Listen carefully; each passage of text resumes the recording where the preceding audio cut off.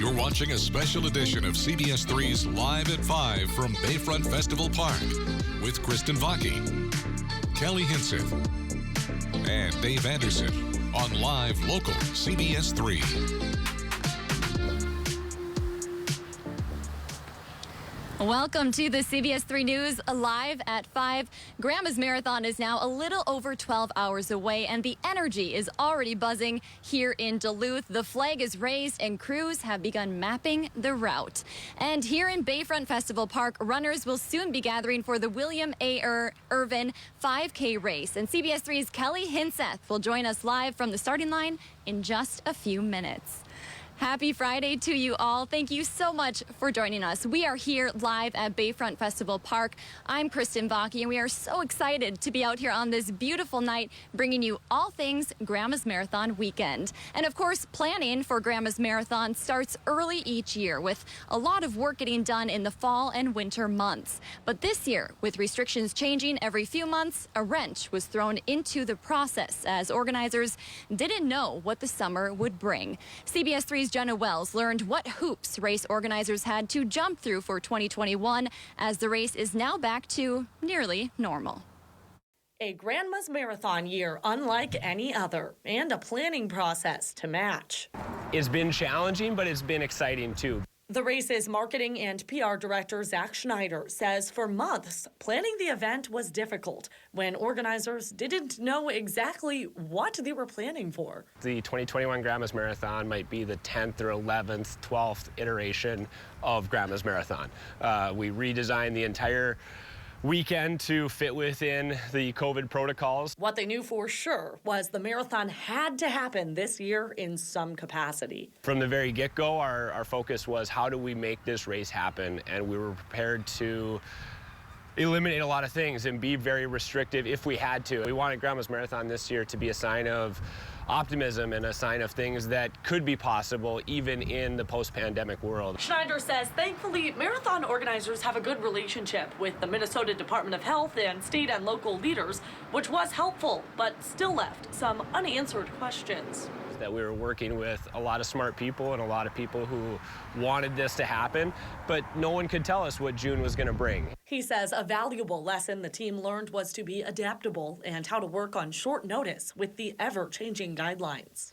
As restrictions eased and things opened up a little bit, we kept adding pieces back into Grandma's Marathon, and now what you'll see is largely a normal Grandma's Marathon weekend. After nearly a dozen drafted versions of this year's race, Schneider says organizers are both relieved and grateful to finally see it all come together. You think about where the world was at our time last year, and we were one of the first races to have to cancel in the pandemic world, and now we're going to be one of the first big races to come back. It's going to be such a good feeling.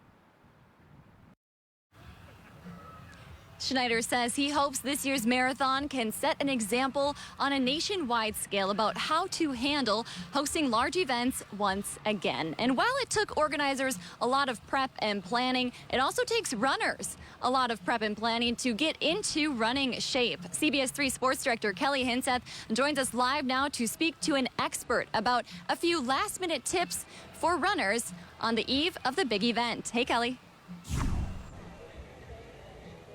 That's right, Kristen. We are down at the start of the 5K, which is just about an hour from the starting point, so runners are getting ready. I am joined by Tony Stensland of Tony Stensland Coaching. Now, Tony, you've run about 13 marathons, I think we said off camera. You've coached runners through these races. What are some last-minute tips that you have for runners going through the marathon and the half marathon?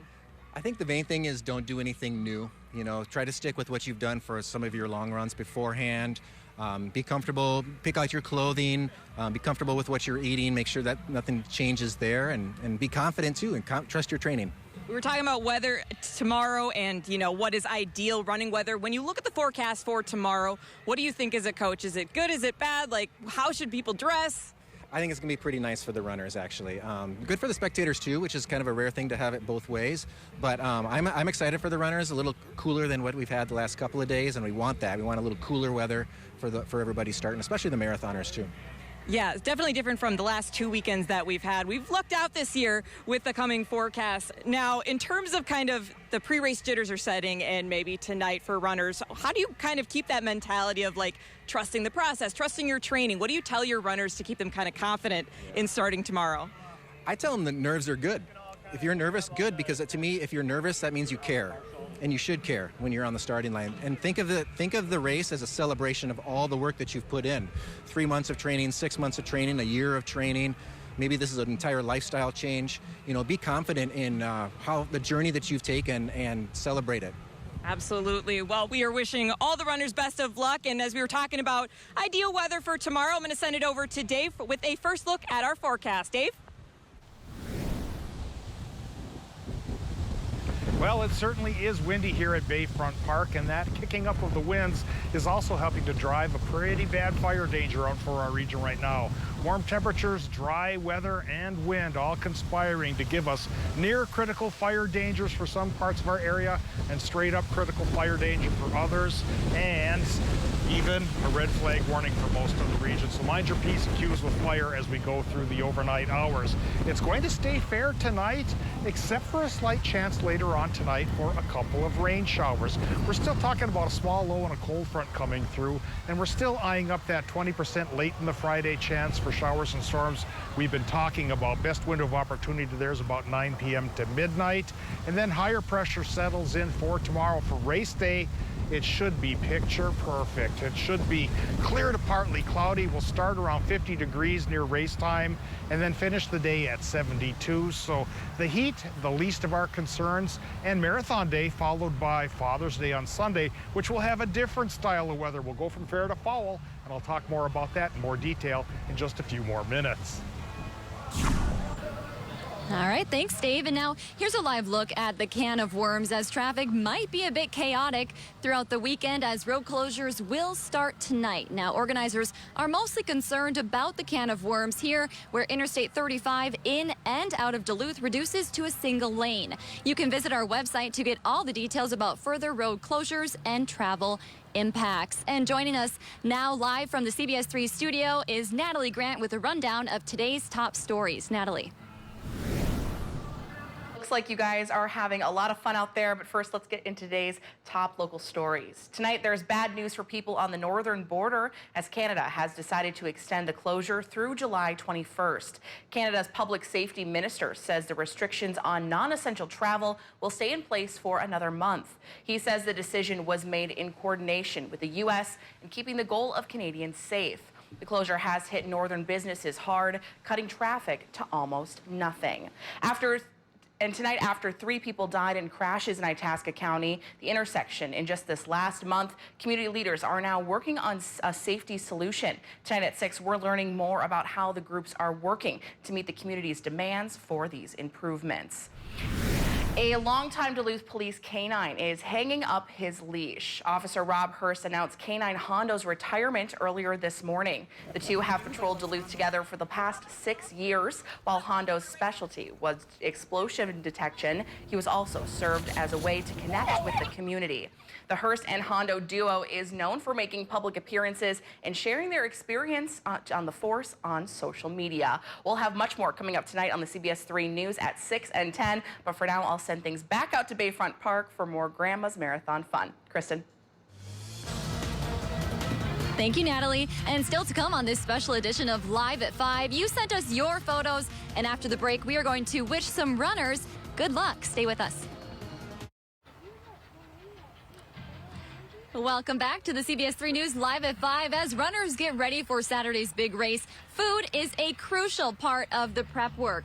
The Michelina's all-you-can-eat spaghetti dinner has been a pre-race tradition since Grandma's Marathon began in 1977. CBS3's Kendall Jarbo joins us from the dinner now. Kendall, is it pretty packed in there? Hi, that's right, Kristen. I'm in the Lake Superior Ballroom. You can see so many people flooding in to enjoy the all-you-can-eat spaghetti dinner. There's some serious carb loading going on right now. People are lining at the door to purchase their ticket.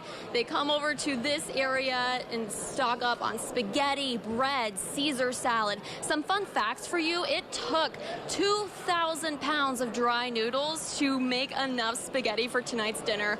Also, They made more than 20,000 meatballs. That's a lot of meatballs, you guys. It's also a community effort, too. If you need a cup of joe, there's coffee from Duluth Coffee Company, also cookies and treats from Superior Foods, from Super One Foods. And it's just a great time for the community to come out together and enjoy some great food and great fellowship. So if you don't have dinner plans, Kristen, Kelly, I suggest coming out for some spaghetti.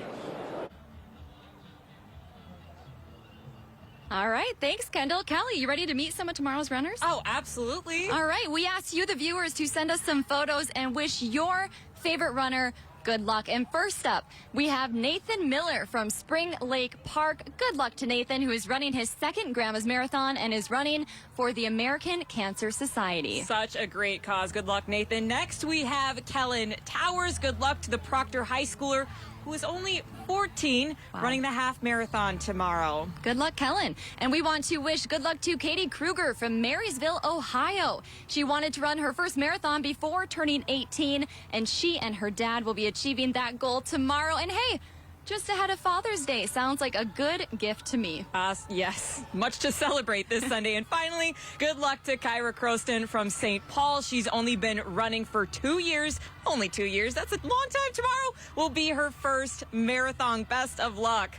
And of course, good luck to all the runners tomorrow. And as a reminder, you can sign up to track your favorite racer when they are out on the course through a partnership with ASICS. And all it takes is downloading the Grandma's Marathon app or visiting their website. From there, you can enter the name or bib number of any full or half marathon runner you want to follow. You'll get updates when they cross various checkpoints on the course. We have a link to sign up on our website. And it's that time of the show, as it always is at 5 p.m., where we get to talk about adoptable pets. And today's pet comes to us from the Humane Society of Douglas County. Everyone, this is Agnes. She is a 7-year-old female shepherd mix looking for a loving new home. She is just a gentle, well-behaved dog who just simply loves some attention. The shelter tells us she is just as sweet as can be. If you would like to set up an appointment to adopt Agnes, then you can call the number on your screen. And still to come on Live at 5, it's a little breezy tonight, and Dave will join us after the break with your full Grandma's Marathon and Father's Day weekend forecast.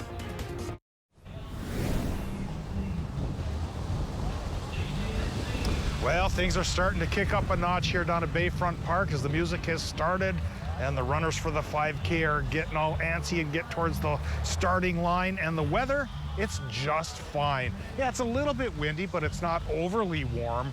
Enjoy this warmth while you can, because temperatures will come down tomorrow and really drop by Sunday. Let's talk about the current temperatures around our region. And for the most part, they are in the 70s and even the 80s. That cold front I talked about last night's been kind of holding back a little bit. So we didn't drop as much as early as I thought. That could come later on tonight and also trigger up a couple of thunderstorms. So let's move into the current Doppler map here, and we'll see that precip right now is holding off north of our region. It's in southern Ontario, but a 20 to 30% chance that will cross the border tonight and into our area, and a little bit of that action from farther to the west will come to call as well. But again, it still only boils down to a 20 to 30% chance for a rainy payoff tonight between about 9 and midnight. We're taking a look at the short-term forecast then tonight. The 20% chance is more likely for Minnesotans. It will build to a 30% chance in Wisconsin and Michigan. And hopefully our graphics now will take us back to the forecast here for tonight, which is calling for a partly cloudy sky along with that slight precip chance. Getting into tomorrow, the low in this little cold front will already be gone and higher pressure will take over. So for race day, we'll have a clear to partly cloudy sky. We'll call it mostly sunny, and the high temp by the lake will only be around 72, which is where we're supposed to be this time of year. So Marathon Day gets fair weather. Father's Day on Sunday gets foul weather. We take a look at the forecast for that day, and we're going to see that a new low comes to call, packing this time an 80% chance for rain.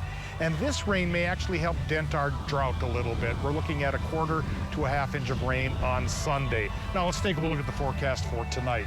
Tonight's Minnesota low temperatures will roughly run a range of about 45 to 50 degrees with that slight rain chance coming around. And swinging into Michigan and Wisconsin for the overnight, low temps there will be pretty close to 50 with the 50% chance for rain. Tomorrow in Wisconsin and Michigan, folks there probably get that partly cloudy sky as well, with highs running 70 to 76. Not too bad at all for a big, long race. On the Minnesota side of life, it should be mostly sunny as well, with highs in the 60s closer to the lake and lower 70s to mid-70s farther inland.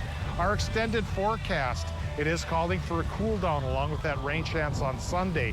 80% chance for rain on Sunday with a high of only 65. Then we'll drop it farther to 60 on Monday, but we'll also lessen the rain chance to 30%.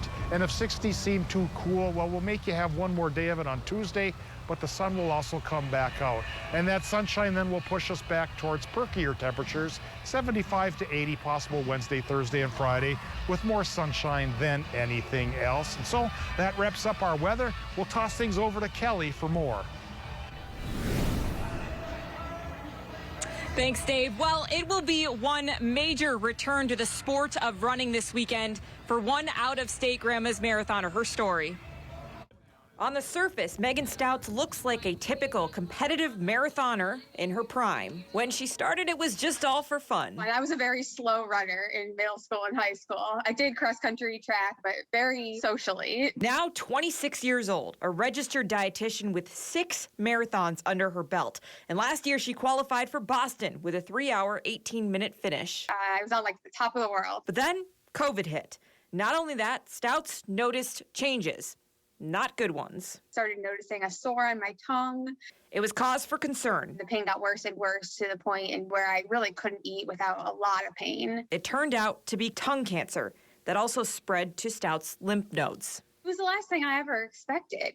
And what followed were 4 months of chemo and radiation. It just totally knocked me on my butt. I am just someone used to running every day, used to having a lot of energy, and I just couldn't do anything. But like any runner, what was the top of her mind was, when can I race again?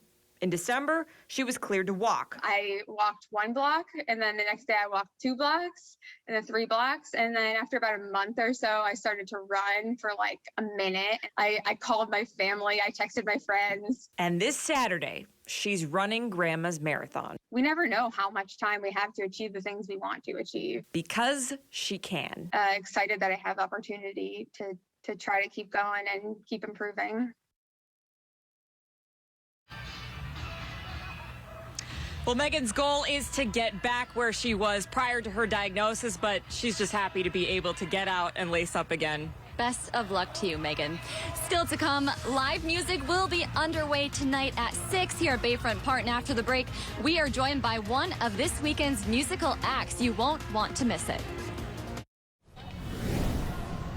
Welcome back to beautiful Bayfront Festival Park. Among the changes to this post-pandemic marathon is that the concerts will now be at the Bayfront stage. And joining me now is Blake Shippey of Boxcar, one of the acts performing this weekend. Thank you so much for joining us. You bet. It's great to be here. I have to imagine, after a pandemic year, this is a pretty exciting weekend for you guys.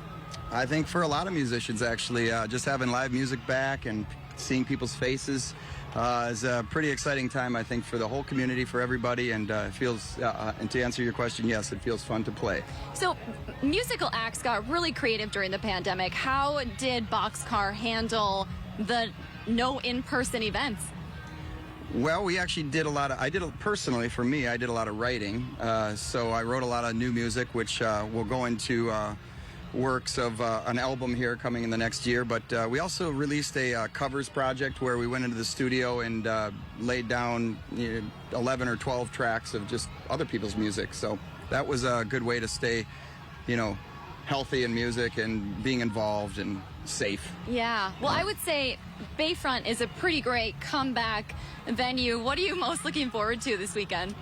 Mostly just, I feel so lucky that we had this weather that has graced our presence here, and even tomorrow too. So we're going to be playing tonight, this evening, from 6:30 to 8:30, and then again tomorrow, more during the day, from 12:30 to 2:30. But there's a lot of other great bands as well. That's an all-day event.